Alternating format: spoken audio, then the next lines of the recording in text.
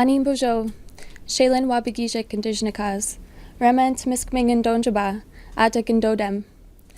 I said hello everybody, my name is Shaylawabacooche. I'm from Rema and Tmiskming First Nation, and I'm Caribou Clan.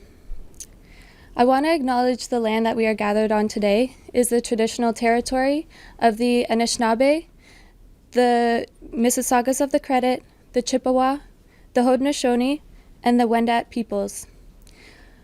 They have lived on these lands since time immemorial and continue to live here today. These nations, who have always been stewards of this place on Turtle Island, are the reason we are able to enjoy its fruits and beauty today. Toronto is in the Dish with One Spoon territory.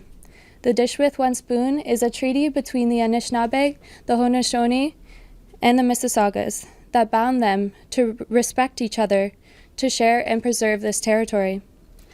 Subsequent Indigenous nations and peoples and all newcomers have been invited into this treaty in the spirit of peace, friendship, and respect. We all eat out of the dish, all of us that share and rely on this territory with only one spoon.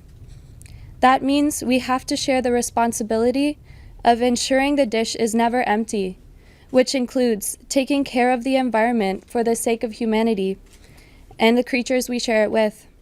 Let us move towards fulfilling this responsibility together. Thank you. Miigwech.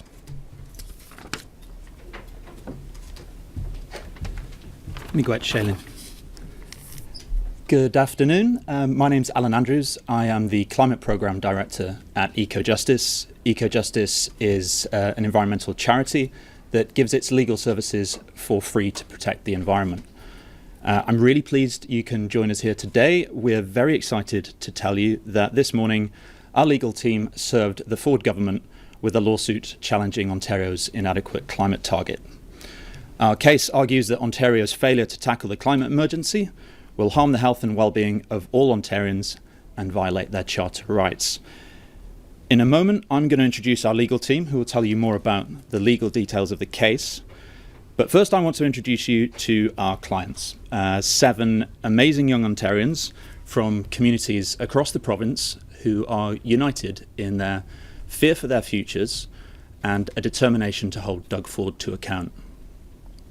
They are part of Generation Climate Action, this wave of young people that we're seeing leaving school, putting their life plans on hold, and going to court to hold their governments to account for addressing the climate crisis.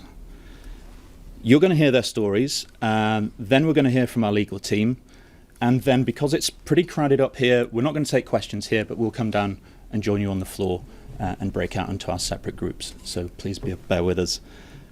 Sophia, why don't you come on up?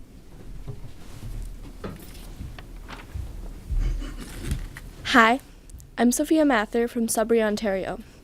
My pronouns are she, her, and I am 12 years old. I have always known about the climate crisis. I can't just go on with my daily life knowing that we are in a climate emergency. I am also very concerned about people living in poverty and animals that are going to be the most affected. I am a part of this case because Doug Ford is not doing enough to protect my future and the future of the planet. We are in a climate emergency and we need to act like it. Thank you.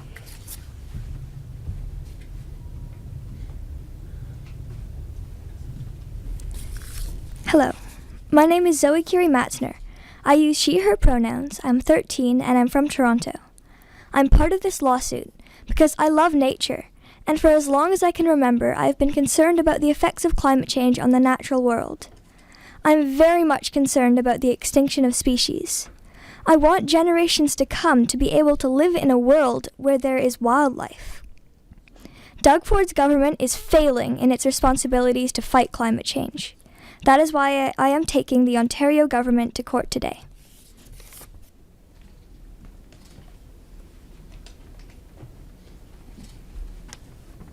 Anin, hello. My name is Shaylawabacooche. I use she, her pronouns. I'm 22 years old and I currently live in Nogo-Jibanong, also known as Peterborough. I'm dedicating my life to preserving lands, waters, cultures, and languages through Indigenous-led conservation. I'm from the Caribou Clan. which is a very important part of my cultural identity. It means that I have a responsibility to care for people and the needs of the community. Since boreal caribou are a threatened species, my cultural identity is also threatened. I'm part of this lawsuit for everyone, for our non-human relatives, and for the future on this land, for our future. I have the right to live a long life and not fear having children because I don't know if we will secure a world that will sustain them. I have the right to the liberty of protecting the lands and waters from corporate greed. I have the right to the security of knowing that my government is doing all it can to solve the climate crisis so that I can have a future on this planet. I want to remind some people that our economy relies on our ecosystem. We are the future. We are fighting for our lives and for generations yet to be born. We are all connected. We are all treaty people, and we must all heal together. Thank you, miigwech.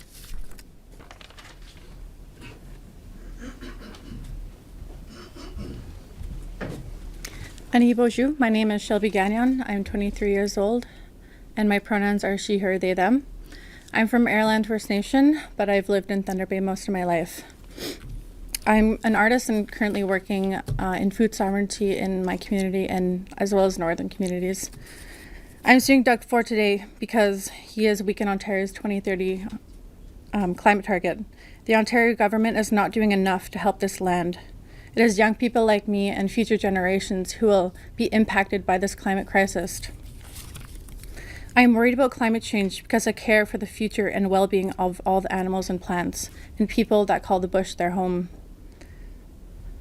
We need a future that has clean air, clean water, and clean food sources. Climate change has already impacted my home community, the food sources, the water, the medicines that I pick. We need to take action now to see a better and healthy future. Miigwech.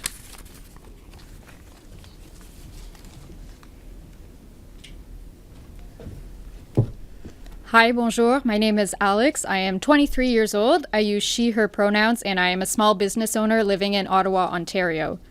I'm part of this lawsuit because I believe that Ontario should be a leader in addressing the climate crisis and in creating good green jobs, but the Doug Ford government's actions are taking us in the wrong direction. I am very concerned about climate change because the instability and uncertainty that it causes makes it difficult for me to plan for my future. Thank you.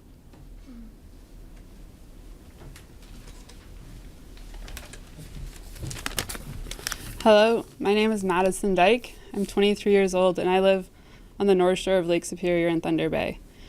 I've lived there my whole life and feel so much love for the lands and the water that have raised me. And I spend all of my time outdoors. I study the natural world, I live in the natural world, and the natural world is my home. And I'm rapidly seeing changes, and it frightens me to my core. My dream is to be a grandmother one day, and to know that I have an environment that I can raise children in and grandchildren in is critical to my well-being and to the well-being of everyone who's standing on the stage here and all youth across Ontario. I'm suing Doug Ford today because we have a responsibility to uphold, and we have a responsibility to our environment and all of our relations. Thank you.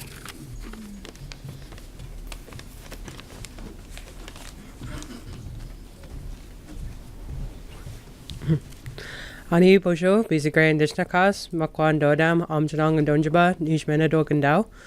Hi, hello. My name is Busy Gray. I come from Amjanong. I'm Bear Clan and I'm Two-Spirit. My pronouns are they, them. Climate change will drastically impact the way that Indigenous people will be able to reclaim and practice our culture and traditions. We've had a loss throughout the years because of residential schools, because of forced starvation and being forced onto reservations. And for us to be able to reclaim and learn our cultures and teachings back, it is being impacted by climate change. Ford has a responsibility to uphold the treaties and uphold the laws that his government has put in place. Thank you.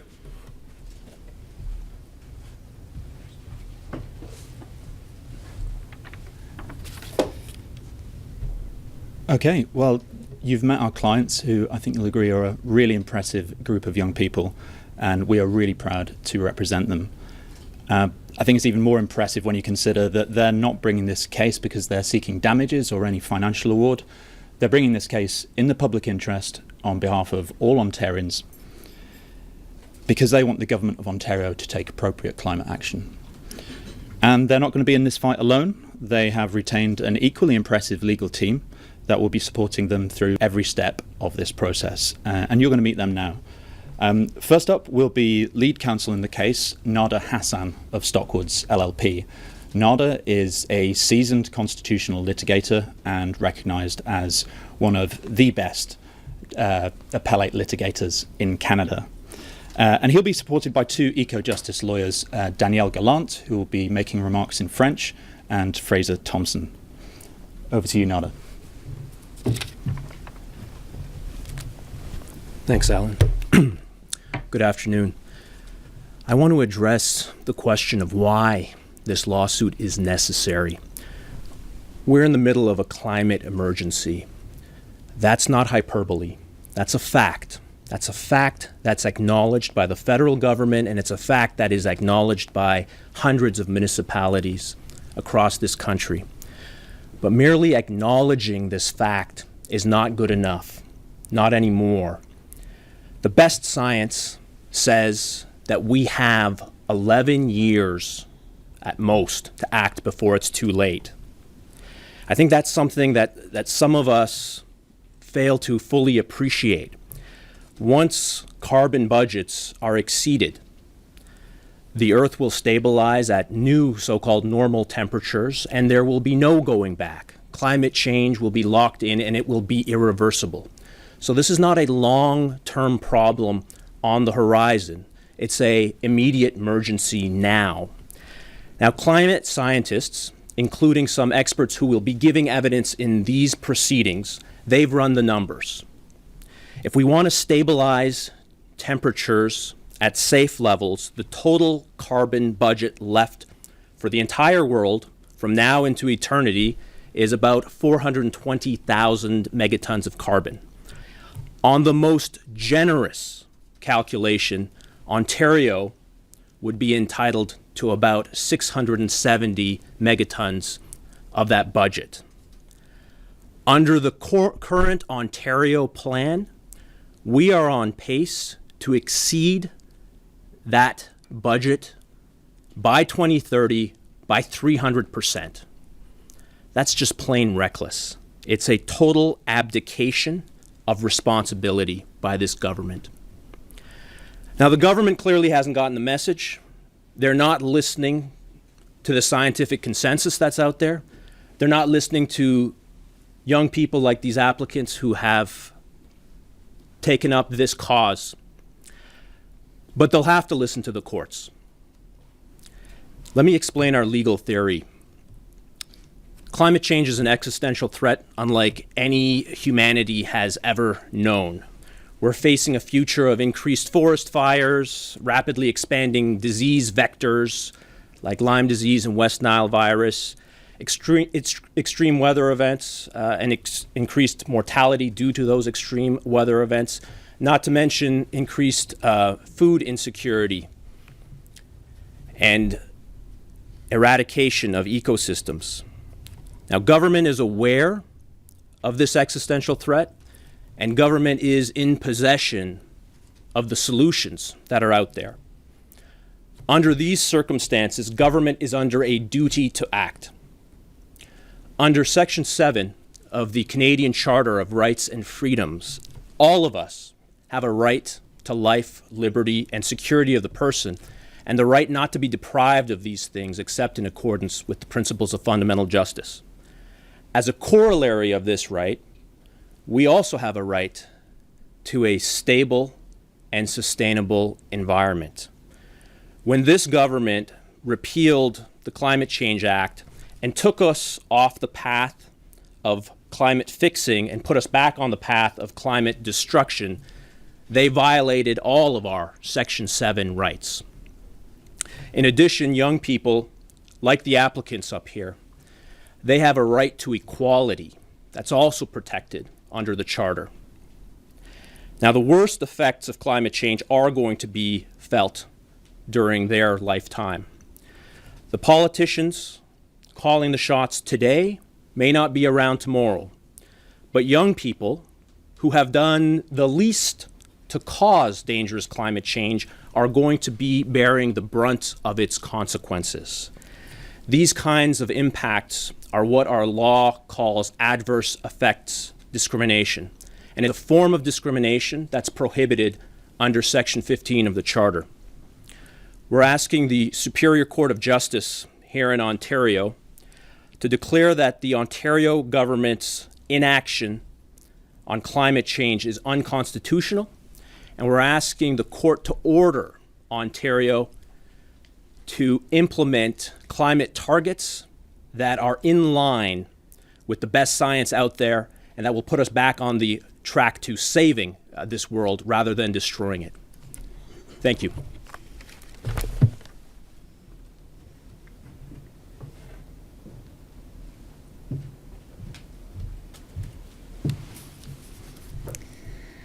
Bonjour, mon nom est Danielle Galland et je suis avocate chez Ecojustice. Nous sommes ici aujourd'hui parce que le gouvernement Ford a décidé d'affaiblir la cible de réduction d'émissions de carbone de l'Ontario à un moment où la science nous confirme que tous les gouvernements du monde doivent renforcer leur ambition face à la lutte contre les changements climatiques. Ceci est inacceptable et, nous soumettons, inconstitutionnel. Les jeunes et les générations qui suivront seront les plus impactés par les effets dévastateurs des changements climatiques. Nous avons déjà observé des inondations, des feux de forêt et des vagues de chaleur destructeurs et mortels. Et ces impacts ne vont que s'empirer dans le futur.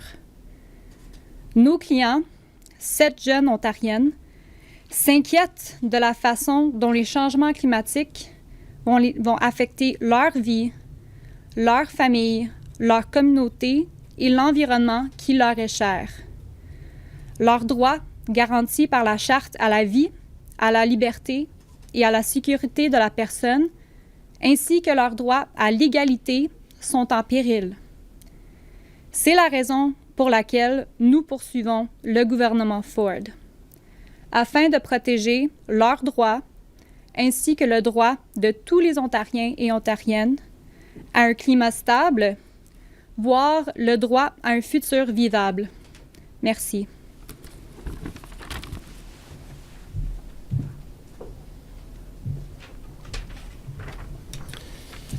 Thank you, Danielle. Good afternoon. My name is Fraser Thompson. I'm a lawyer with Ecojustice. It's been over a year since the Intergovernmental Panel on Climate Change announced that we have till 2030 to fix the climate crisis. What we do in the next 11 years will determine whether we can solve this problem and pass on a livable future, or whether we lock in climate chaos for centuries to come. In light of this crisis, the Ford government has done something that few governments have done before. Rather than listening to the science and increasing ambition, cutting more emissions, they've gone backwards. They've cut our greenhouse gas emissions target. And we know that if we're going to prevent the climate crisis, in the next 11 years, global emissions have to drop by 45%. A wealthy province like Ontario and a developed country ought to do at least this bare minimum.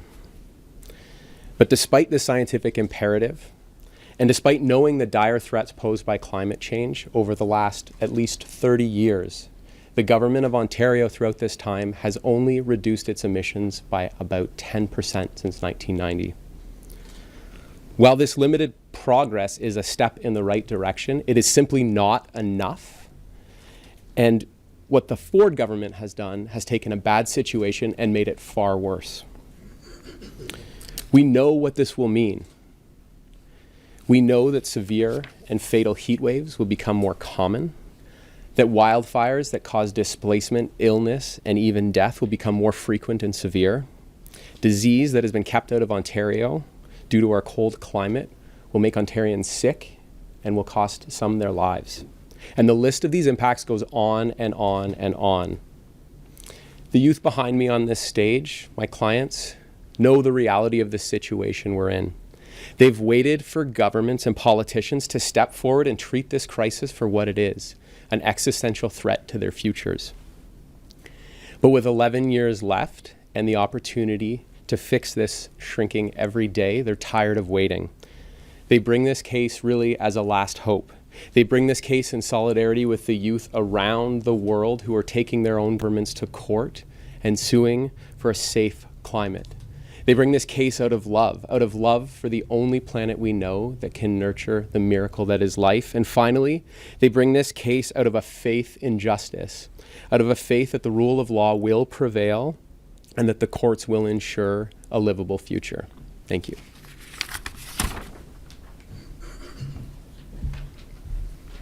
Thank you, Fraser.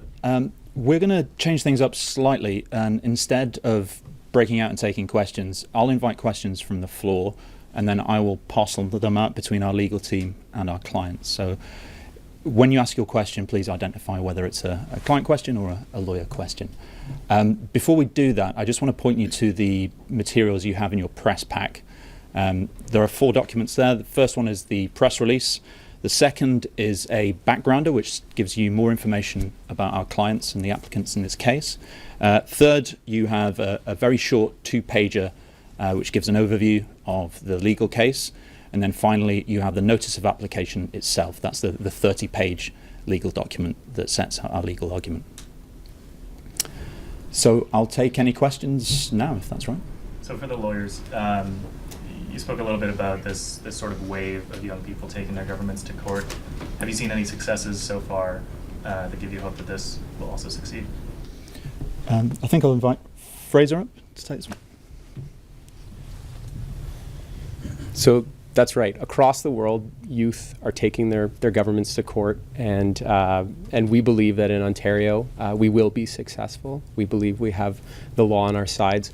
We've seen cases such as the Urgenda case in the Netherlands, where citizens successfully brought their government to court, and for the first time, a court ordered a government to actually be more aggressive, to have stronger climate targets.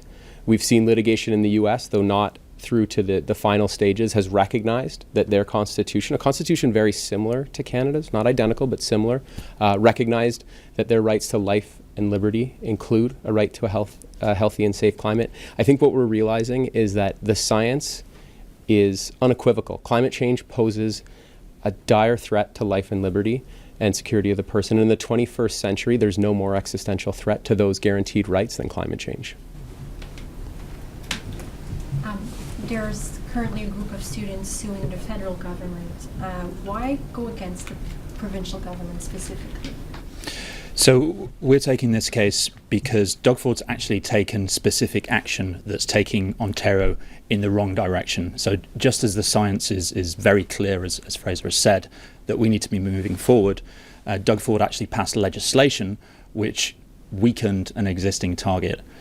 So that's one of the reasons we're going after Ontario. I think it's also important to recognise we're prepared to stand against any provincial government or the federal government if it fails to address the climate emergency. What do you say to the Ford government who say that despite those changes, they're still expecting to meet some of the Paris Agreement requirements, that they're maybe going about it in a different way? Why is that an argument that you don't think is valid, perhaps?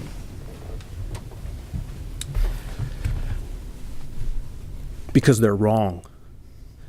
The science is out there. And part of the value of bringing a lawsuit is in the court of public opinion, politicians can waffle. They can make politics out of something. But in a court of law, the evidence and the arguments and the legal rights are what's supposed to prevail. We'll be tendering expert evidence that show that the Ford government is woefully behind meeting Paris targets. And the government's lawyers will have the opportunity to cross-examine these experts. They'll have the opportunity to put forward experts of their own. But at the end of the day, we believe that the science is unassailable. There is a scientific consensus that's out there, and the Ford government wants to ignore science, but they won't be able to ignore the courts here, and they'll be held to account. This is for any client who wants to answer, but I think it was Shelby who mentioned that climate change is already affecting your home and the food and animals there. Can you tell me a little bit more about that, maybe some specifics? Yeah, so my community is Airland, and they have a blueberry initiative there. And this year there is a lack of blueberries, as well as a lot of the wild game that's there has a lot of cancer in it. What I think is the aerial sprays that come in there to get the weeds off the road. And the water is not drinkable. So those are some reasons. Good. If anyone else wants to. So I'm from Aamjanong First Nation, and it is currently surrounded by 40% of Canada's petrochemical industry. And seeing firsthand what even just one small part of Canada's economy of petroleum and what they produce, it drastically has impacted our way of life. It has made the people sick. It has changed our climate. It has changed the way that we interact with our lands and are able to learn back our culture, our teachings, and our language. And this has impacted what we've been fighting for to keep in our homelands. So I can safely say that I can see what happens to the land. It also happens to the people. And I'll just speak to Lake Superior. Lake Superior is one of the fastest forming lakes in the world right now and is really critical for the health and well-being of all of Northern Ontario. This lake has lost a huge percent of its ice cover in the past 30 years and is warming at a really rapid rate to a point where it previously would be iced over in May. This May I was able to swim in it. This is not only affecting the fish, the caribou, the wolves, the moose, it's affecting the plant life that is generally only found in the Arctic but has been able to be found on Lake Superior because it's so cold. And we're noticing that this plant life is quickly diminishing. So there's no question when we look outside at Lake Superior. Just on the lawyers, the mention of the target reduction, specifically what has been done what was the targets before? Because I know that federally the targets were kept at low, unambitious low levels, but the Wing government had a higher target specifically. Are you going to? Fraser? Under the previous legislation, and I'll simplify it because they were using different base years, but essentially the former government had a target around 40 or 45% reductions of greenhouse gas emissions. It was using the base year of 1990, but it was 37% of 1990 level emissions, roughly about 45% of 2005 emissions.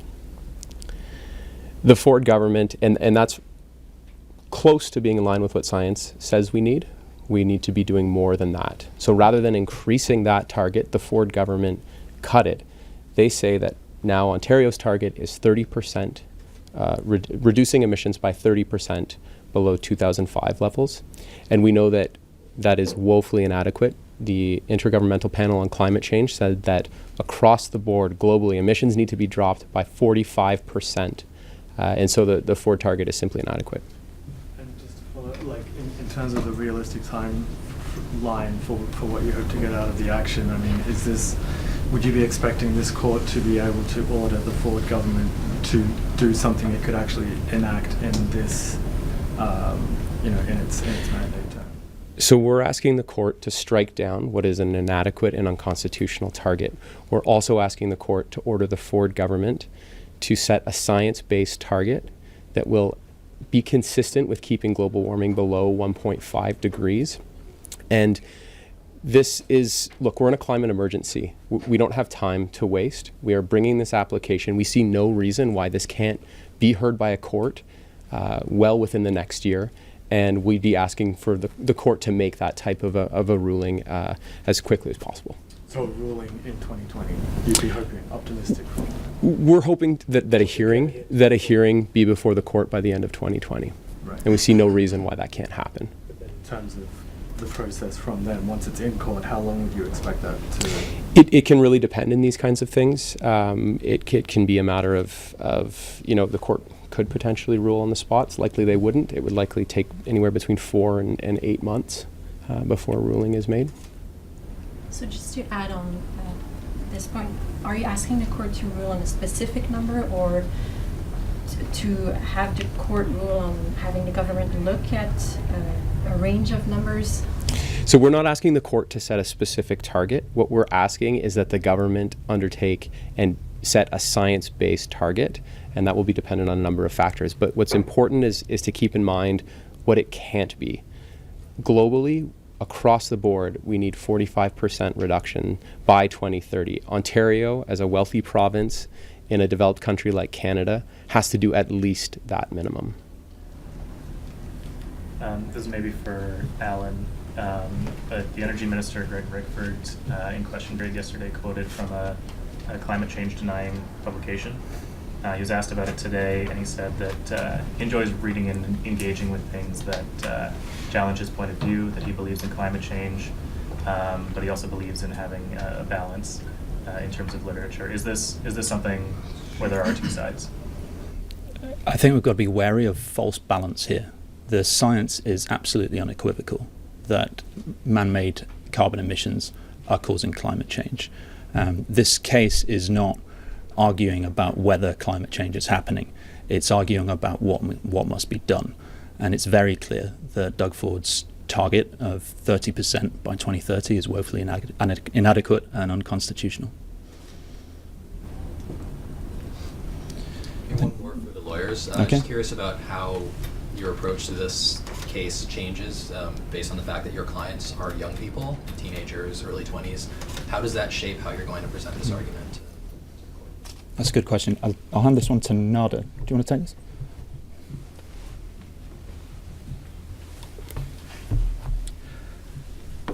I'll put it bluntly, it's a constant reminder of why this case matters so much. It's not an academic issue. It's not just about the science. It's not just about the law. It's about how this case has the potential to impact the next generation, as we've said before, the generation that's done the least to cause harmful climate change, but is going to bear the brunt of its consequences. And one thing that needs to be emphasized is, these people, these young people, they are leaders. They are out there demanding change. They're the ones behind this global movement, and they're going to be a constant reminder as we bring this case forward in the courts as to why we're doing this. Can you say, maybe not with a number, but how much better do you think your chances are based on the people standing there behind you? Well, at the end of the day, courts are going to do what they always do, which is weigh the evidence, consider the law, and apply the law to the facts. But I don't think it's going to be lost on anyone that this is a case that has a number of young people standing behind it. Any more questions? Maybe just an addendum to that is what kind of role, if any of the applicants named would play in the process? Would they be presenting, their stories in the court case? So we'll be filing affidavits where the applicants will be explaining why they're bringing this case, really expanding on the points that you've heard here today. Really explaining that they have a genuine interest in climate change, a real concern about the future, and the reasons that they're bringing this case forward. To additional applicants seeking to add on or taking interveners or anything like that? We're pretty happy with the group of applicants that we've got. Other groups may seek to intervene in the future, but right now we're really happy with this incredible group of young people.